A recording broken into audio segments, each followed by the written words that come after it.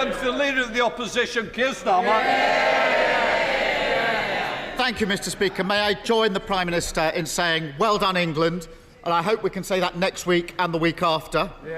Commiserations to Wales, so I'm sure we'll be back in the World Cup tournament before too long. And of course, Mr. Speaker, we mark that tomorrow is World AIDS Day.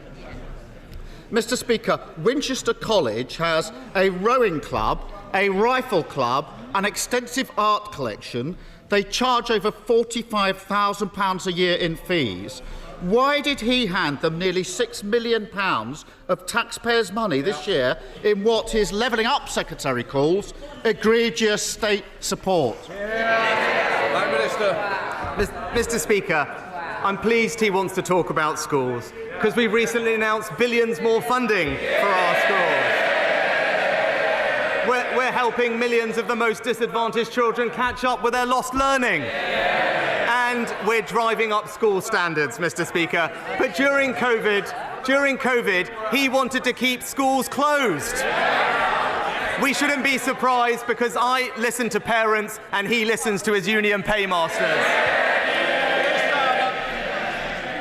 Mr. Speaker, his Levelling Up Secretary, I see him down there, who, after all, was Education Secretary for 4 years, said you could scarcely find a better way of ending burning injustices than scrapping these handouts. And here's why, and he talks about driving up standards. Just down the road in Southampton, and he'll know this, 4 in every 10 pupils fail their English or Maths GCSE this year. 4 in 10.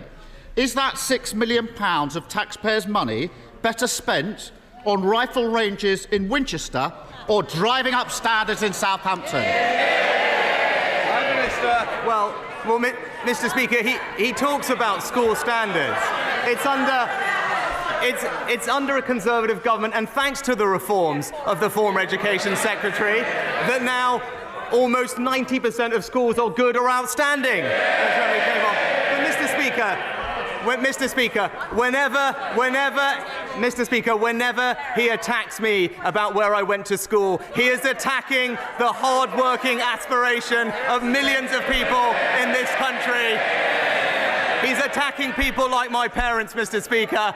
This is a country that believes in opportunity, not resentment. He doesn't understand that, and that's why he's not fit to lead.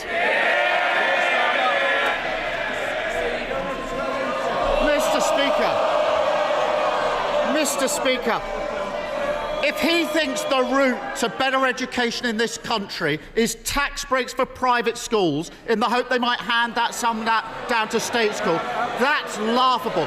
Trickle-down education is nonsense. And, Mr. Speaker, it's not just the Levelling Up Secretary. His Education Minister sitting there asks, how much better would it be if Conservatives got rid of these handouts? He talks about his record. It's simple. He can carry on being pushed around by the lobbyists, giving away £1.7 billion to private schools every year, or we can put that money to good use. In the Tory scandal, he talks about his record. Hundreds of thousands of children leaving school without the qualifications that they need. I've made my choice. What's his? Prime Minister. Mr. Speaker, we're improving school standards for every pupil in this country. It's our reforms that are leading to us marching up the PISA league tables for reading, for writing, more good and outstanding schools, more investment in every single school. But he talks about choice. This is about supporting aspiration, Mr. Speaker, and that's what this government is proud to do.